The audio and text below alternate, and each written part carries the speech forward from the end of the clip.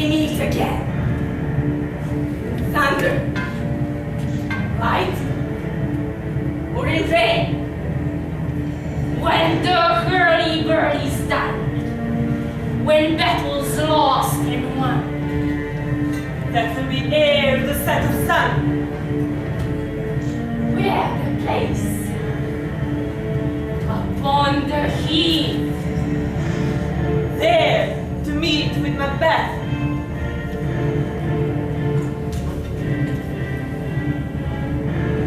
I come, Grey Malkin. Paddock calls. Anan! Fair is foul and the foul is fair. Hover through the fog and fill the air. Tries the blinded cat you. Tries it once the edge-pick wine. Harpier cries, this time, this time! Round about the cauldron go. In the poisoned entrance throw. Don't the thunder cold stone. Days and nights with 31. Sweltered venom, sleeping gut. Boil of earth, the chant pot. Double, double, toil and trouble. Fire, burning, cauldron bubble. Double, double, toil and trouble. Fire, burning, cauldron bubble. Delay of a very snake in the cauldron boil and bake. I am Newton tall frog, full of bath and tango dog. Adders fork and blind bursting. Lizards lag and owls wing. For a charm of powerful trouble. Like a hand-brought boil and bubble. Double, double, toil and trouble. Fire, burning, cauldron bubble. Double, double, toil and trouble. Fire. Hold the world a stage, and all the men and women merely players. They have their exits and their entrances, and one man in his time plays many parts, his acts being 7 ages. At first, the infant, mewling and puking in the nurse's arms, and then the whining schoolboy, with his satchel and his shining morning face, creeping like snail, unwillingly to school. And then the lover, sighing like furnace, with the woeful ballad made to his mistress's eyebrow. And then the soldier, full of strange oaths and bearded like the pod, jealous in nona, sudden and quick in quarrel, seeking the bubble reputation, even in the cannon's mouth. And then the justice, in fair round belly with good capon line, with eyes severe and a beard of formal cut, full of wise saws in modern instances, so he plays his part. The 6th age shifts.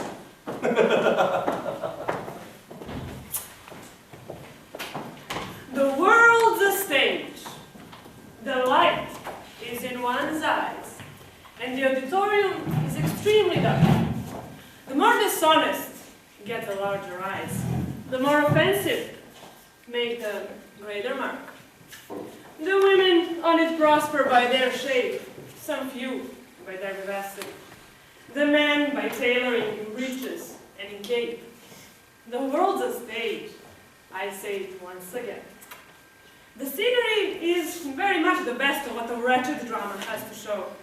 Also, the prompter happens to be dumb. We drink behind the scenes and pass a jest on all our folly. And then, before we go, loud cries for author, but he doesn't come.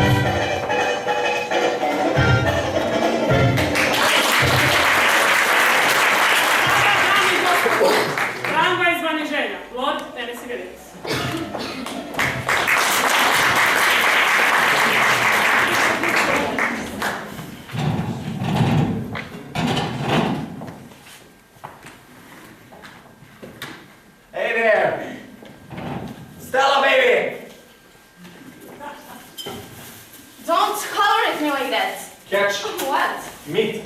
Stanley, where are you going? Bowling. Can I go out? Come on. Be over soon.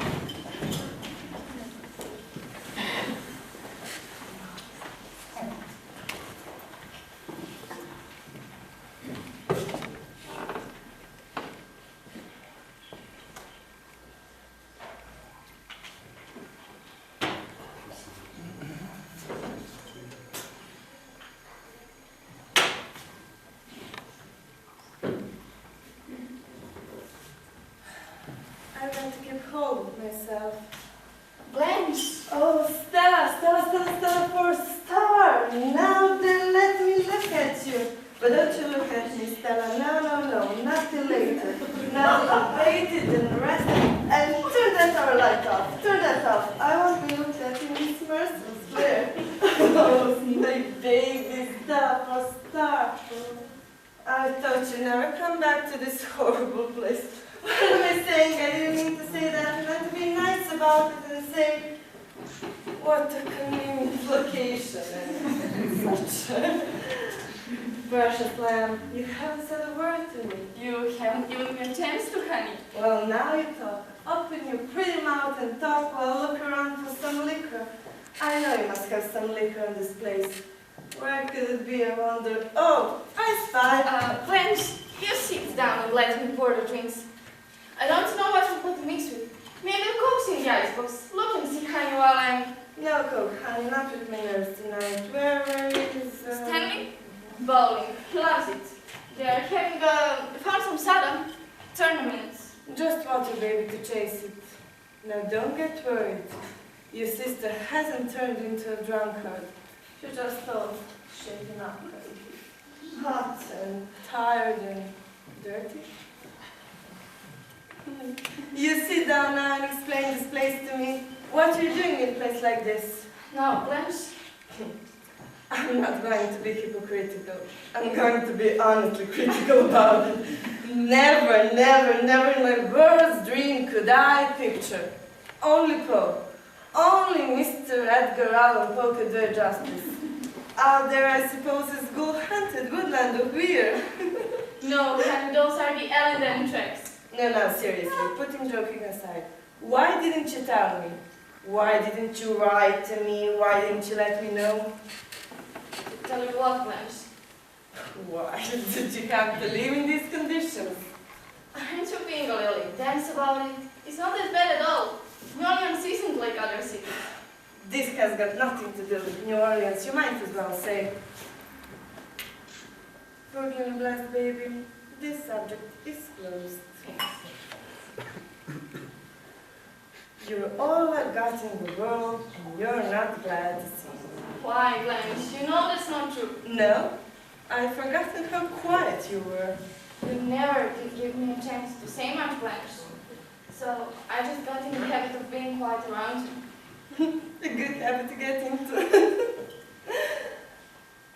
You haven't asked me how it happened to get away from school before the spring tournament. I thought you'd volunteer that information if you wanted some. You thought I'd been fired. No, I thought you might have resigned. I was so exhausted by all I've been through. My nerves broke. I was on the verge of lunacy almost. So Mr. Graves is the high school superintendent. He suggested I take a leave of absence.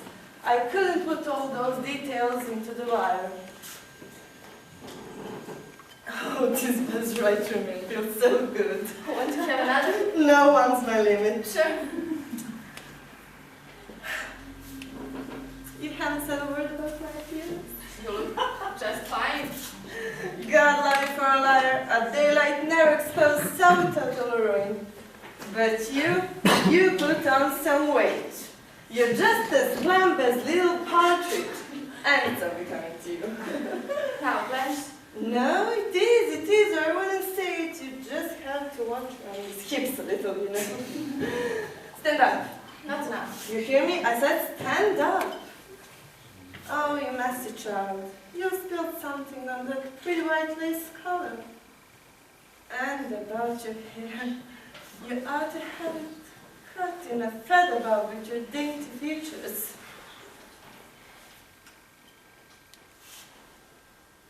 Stella? I don't see where you're going.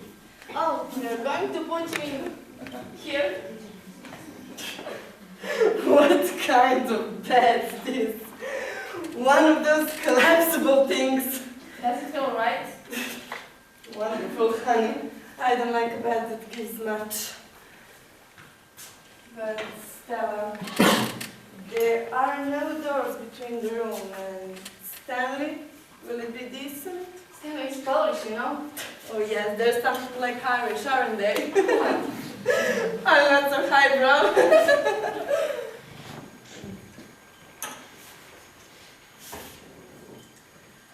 I brought some nice clothes to meet all of our friends in. I'm afraid you won't think they're lovely. Why? What do they like? They're Stanley's friends. Poets. They're mixed love friends. Heterogeneous types. Oh yes, yes, that is right. Anyhow, I brought some nice clothes and I'll wear them. I guess you're hoping that I'm going to stay at a hotel, but I'm not. I want to be near you. I got to be with somebody. Because, as you must have noticed, I'm not very well. You seem a little bit nervous or awkward or something. Will Stanley like me, or will I just be visiting in-laws, Stella? I couldn't stand that. You get along fine together if you just try not to, well, compare him with men we went out with at home. Is he so different? Yes, a different species. What way? What he's like? Oh, you can't describe someone you're in love with. Here's a picture of him.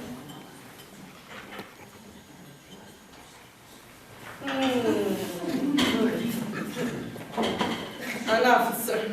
A master sergeant in the engineer's corps. Those are decorations.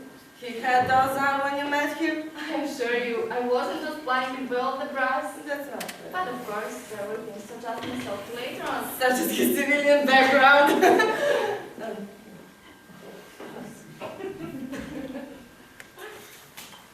I want you to look at my figure. You know, I haven't put on 1 ounce in 10 years. I weigh what I weighed the summer you left Bellerive, the summer Dad died, and you left us. It's just incredible, Blanche, how well you're looking.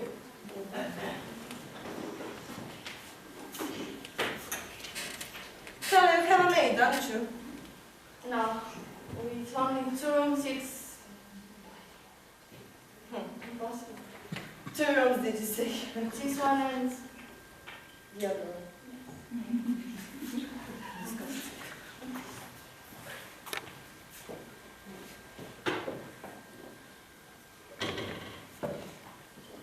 So, how did Stanley take it when you said I was coming?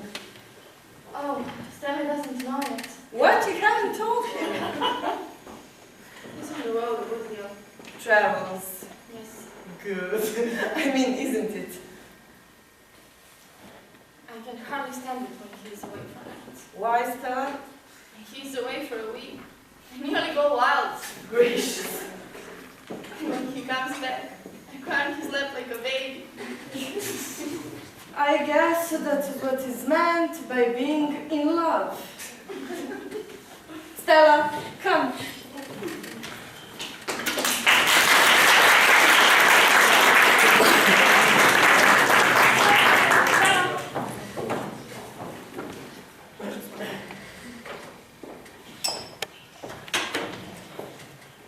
You must be Stanley. I'm Blanche. Stella, sister. Oh, hello. Where's the little woman?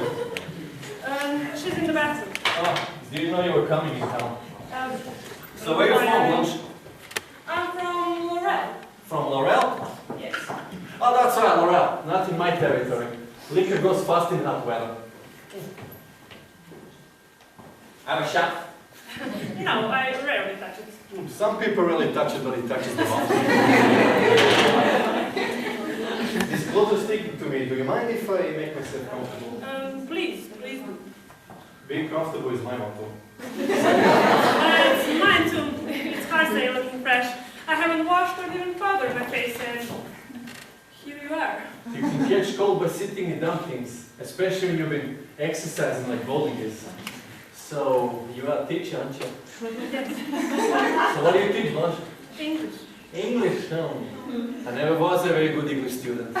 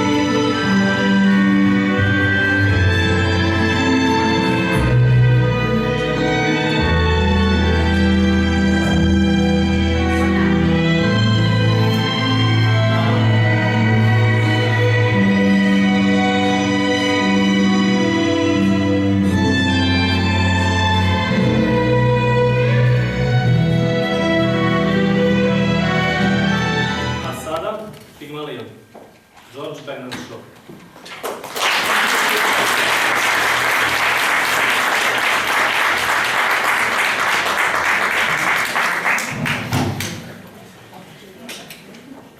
What's your name? Eliza Doolittle. Eliza, Elizabeth, Betsy, and Bess. They went to the woods to get a bird's nest. They found a nest with 4 eggs in it. They took one apiece and left 3 in it. Silly. You mustn't speak to the gentleman like that. Why will he speak sensible to me? Come back to business. How much do you propose to pay me for the lessons? Oh, I know it's right. A lady friend of mine gets French lessons for 18 pence an hour from a real French gentleman. Well, you wouldn't have the face to ask me the same for teaching me your language, as you would for French. So I will give you more than a shilling. Thank you to leave it. You know, Pickering, Yes. if you consider a shilling, not as a simple shilling, but as a percentage of this girl's income, it works out as a fully equivalent to 60 or 70 guineas for a millionaire. How so? Figure it out. A millionaire has about 150 pounds a day. She earns about half a crown. Who told you I only know half? She offers me 2/5 of her day's income for a lesson. 2/5 of a millionaire's income would be about 60 pounds. It's handsome. By George, it's enormous! It's the biggest offer I ever had! 60 pounds? What are you talking about when I offered you 60 pounds? Hold your tongue! Very good, 50 Oh, don't cry, you silly girl. Sit down. Nobody's going to touch your money. Somebody's going to touch you with a broomstick if you don't stop sniveling. Sit down. Ah, what was my father? If I decide to teach you, I'll be worse than 2 fathers to you. Here, What's this for? and wipe your eyes. Wipe any part of your face that feels moist. And remember, that is your handkerchief and that is your sleeve. Don't mistake the one for the other if you wish to become a lady in a family. Oh, it's no use talking to her like that, Mr. Higgins. She doesn't understand you. Besides, you're quite wrong. She doesn't do it that way at all. Here, you give it to me. You give it to me. He did? I think it must be regarded as a property, Miss Pierce. Serve you right, Mr. Higgins. Higgins, I'm interested. What about Ambassador's garden party? I'll say you're the greatest teacher alive if you make that good. And I'll bet you the experiments in teaching, you can do it. And I'll pay for the lesson. You're real good. Thank you, Captain. You're welcome. It's almost irresistible. She's so deliciously low, so horribly dirty. I ain't dirty. I washed me hands and face before I come. I did. You're certainly not going to turn her head with flattery, Higgins. Oh, don't say that, sir. There's more ways than one of turning a girl's head, and nobody can do it better than Mr. Higgins. Though he may not always mean it, I do hope, sir, you won't encourage him to do anything foolish. Perhaps. What is life but a series of inspired follies? The difficult is to find them to do. Never lose a chance. It doesn't come every day. I shall make a duchess of this draggle-tailed gutter snake. Yes! In 6 months, in 3 if she has a good ear, a quick tongue. I'll take her anywhere and pass her off as anything. We'll start today. Now, this moment. Miss Pierce, take her away and clean her. Is there a good fire in the kitchen? Yes. Take all of her clothes and burn them. Ring up somebody for a new one. You know, gentlemen, you're not to talk of such things. I am a good girl, I am, and I know what the like of you are. I do. And no place to put her. Dustbin, I don't care. Come, Higgins, be reasonable. You must be reasonable, Mr. Higgins. Really, you must. You can't walk over everybody like this. Ah, walk over everybody. My dear Miss Pierce, my dear Pickering, I never had the slightest intention of walking over anyone. And I propose that we should be kind to this poor girl. We must help her to feed herself and prepare for her new station in life. If I did not express myself clearly enough, it was because I did not wish to hurt her delicacy or yours. Well, did you ever hear anything like that, sir? Oh, never, Miss Pierce, never. What's the matter? Well, the matter is, sir, that you can't take a girl up like that as if you were picking up a pebble on the beach. Why not? Why not? You don't know anything about her. What about her parents? She may be married. God. There! As the girl very properly says, God, married indeed. Don't you know that a woman of that class looks out a drudge of 50 a year after she's married?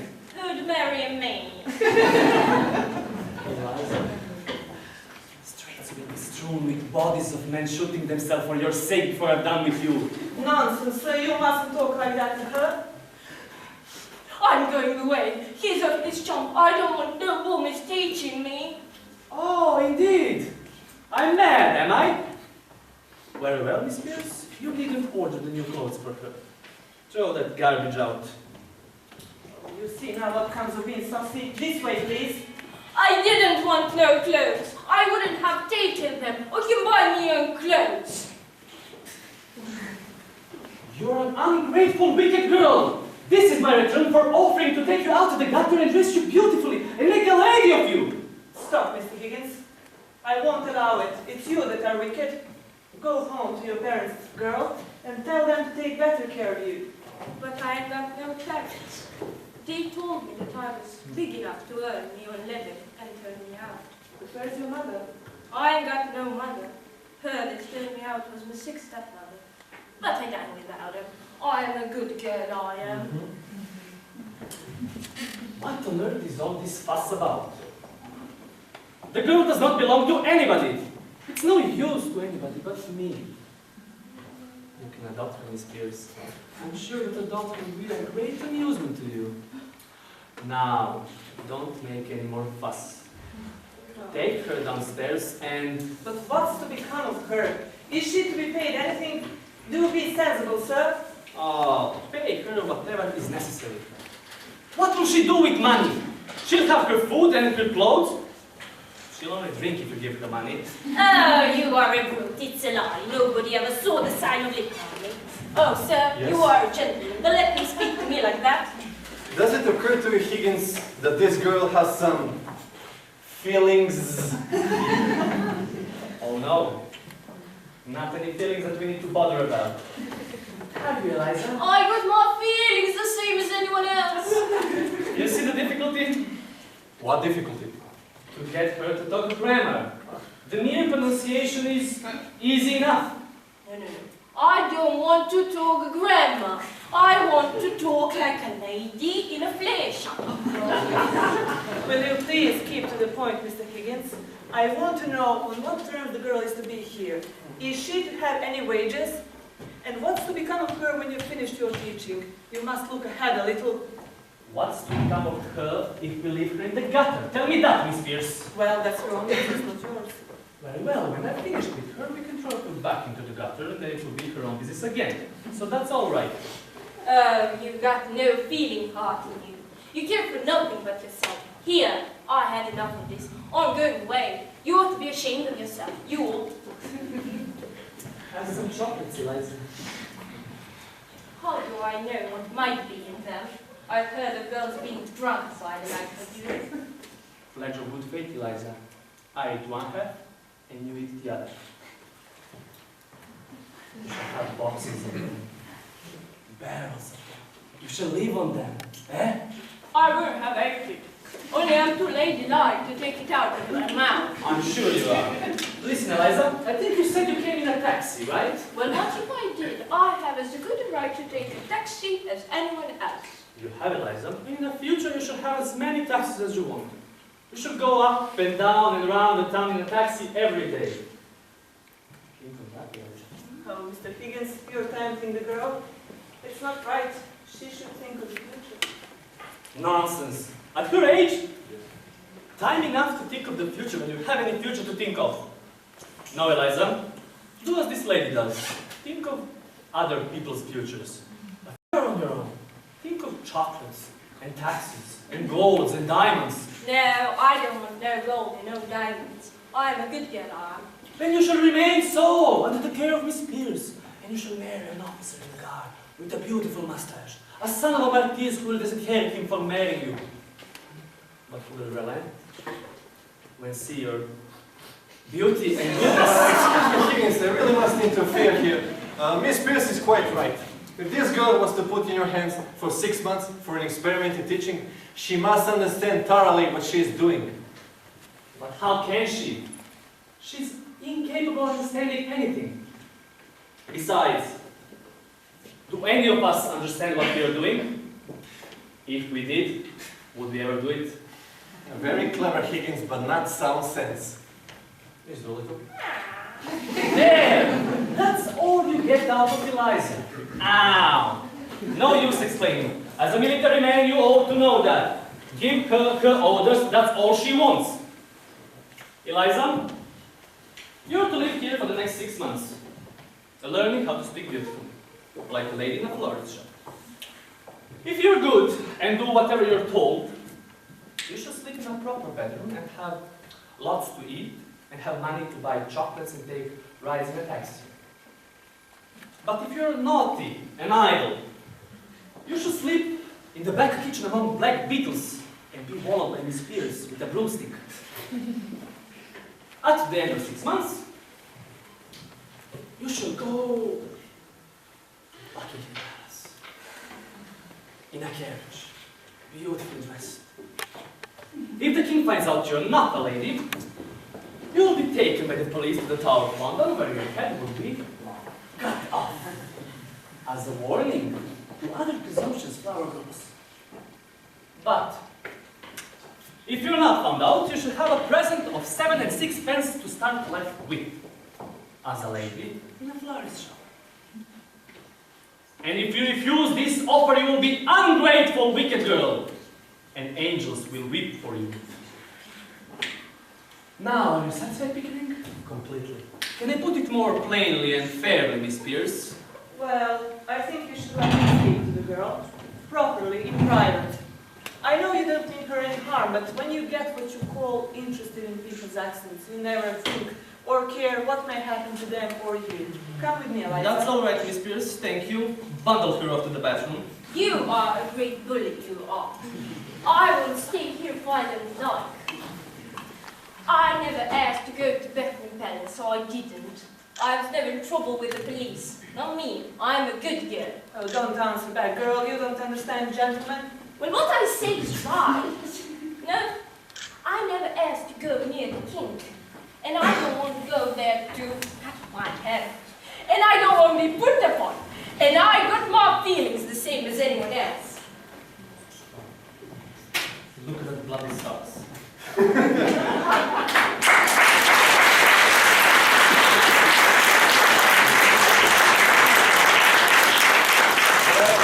She's quite a rambunctious soul, isn't she? She's an idiot. Don't be so dramatic, O'Higgins. In less than 3 months, she will speak grammar properly. I think it's time for lunch. Is it? Yes, Already?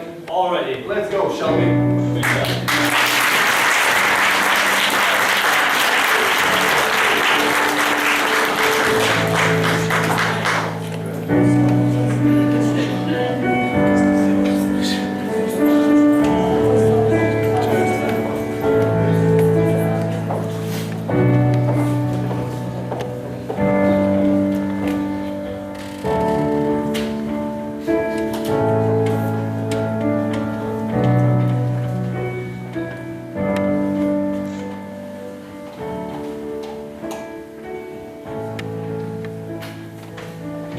If blood will flow, when flesh and steel are one, drying in the color of the evening sun, tomorrow's rain will wash the stains away, but something in our minds will always stay.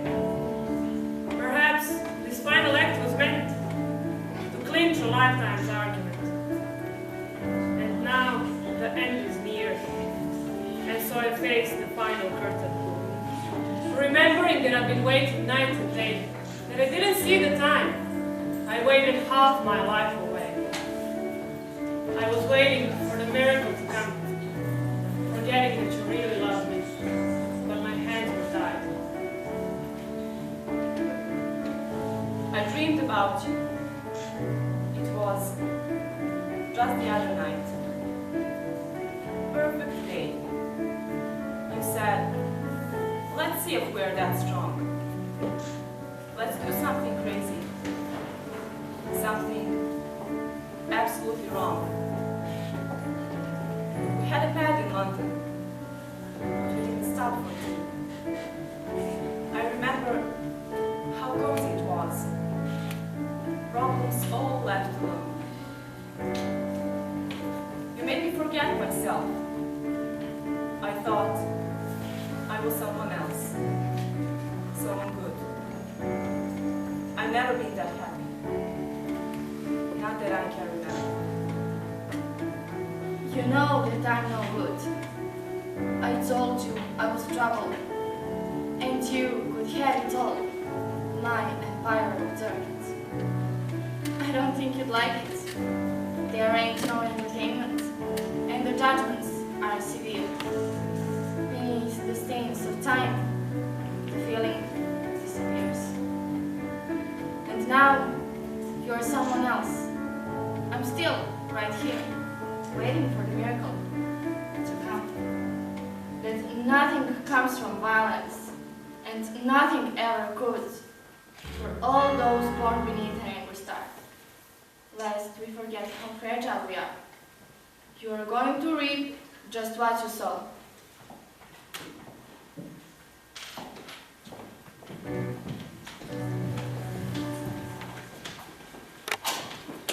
A sada različiti. Arthur Miller.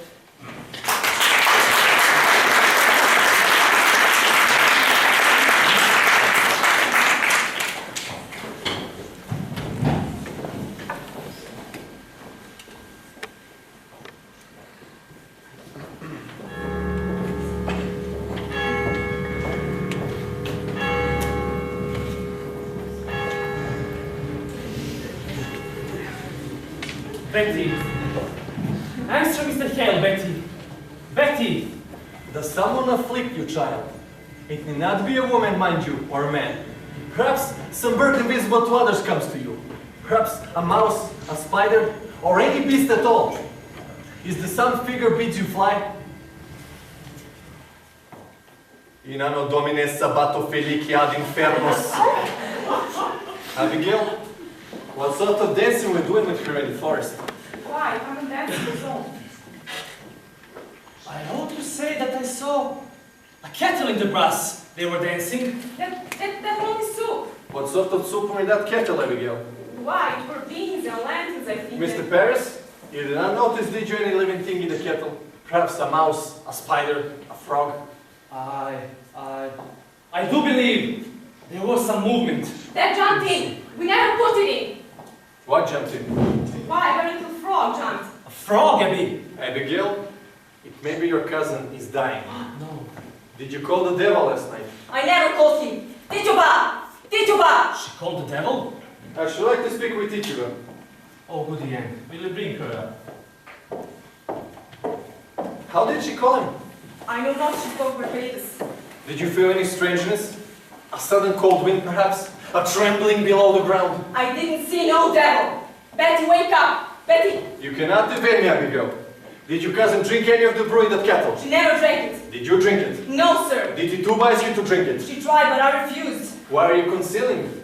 Have you sold yourself to Lucifer? I never sold myself. I'm a good girl. I'm a proper girl.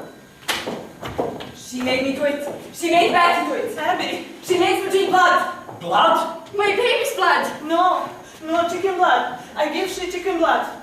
Woman, have you enlisted these children for the devil? No, sir, I don't talk with no devil. Why can't she not wake? Are you silencing this child? I love me, Betty. Oh, you have sent your spirit out upon this child, have you not? Are you gathering souls for the devil? She sends her spirit on me, church. She makes me laugh at prayer. She had often laughed at prayer. She comes to me every night to go and drink blood. You beg me to conjure. She beg me make child. Don't lie.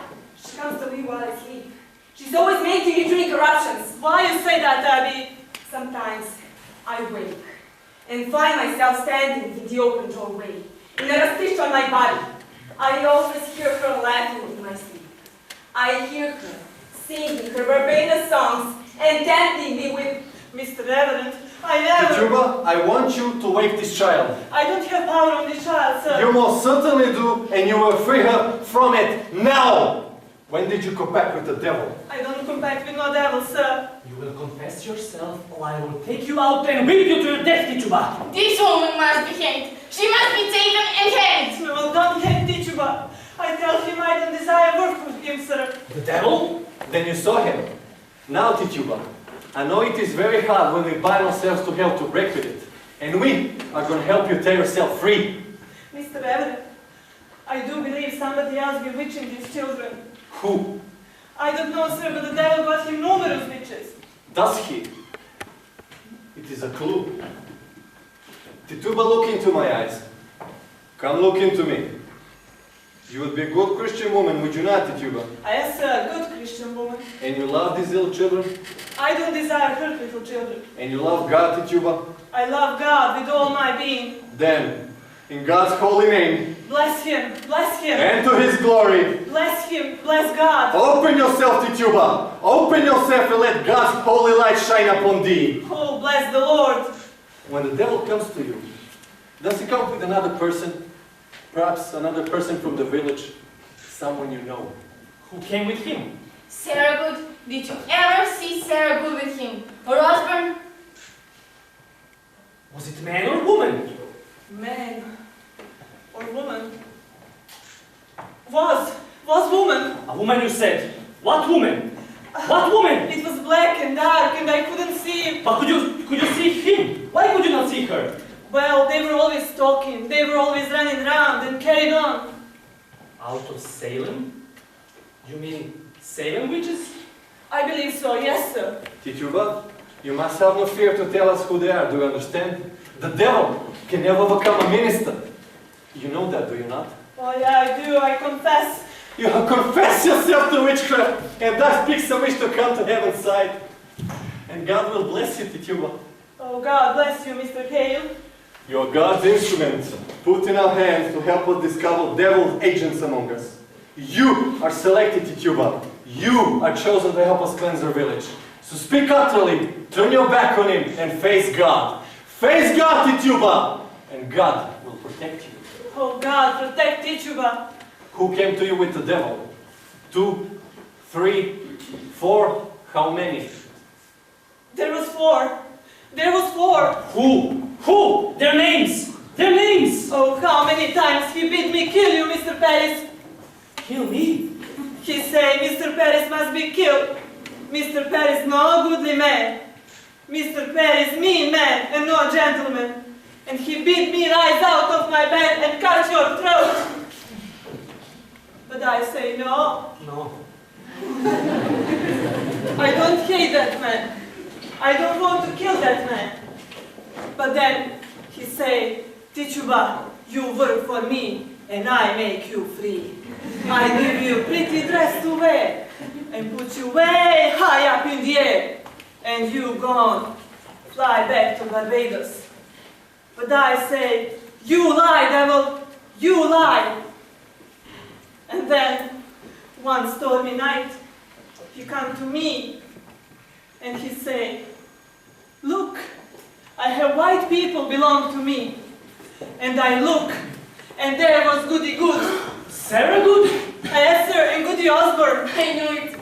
Sarah would were midwife to me 3 times. I begged you, Paris, did I not? I begged him not to call her because I feared her. My baby's always shriveled in her hands. Take courage. You must give us all the names. I mean, how can you bear to see this child suffering? Look at it, Tituba. Look at the God-given innocence. Her soul is so tender. We must protect her. The devil is out and prey on her like a beast upon the mesh of the pure land.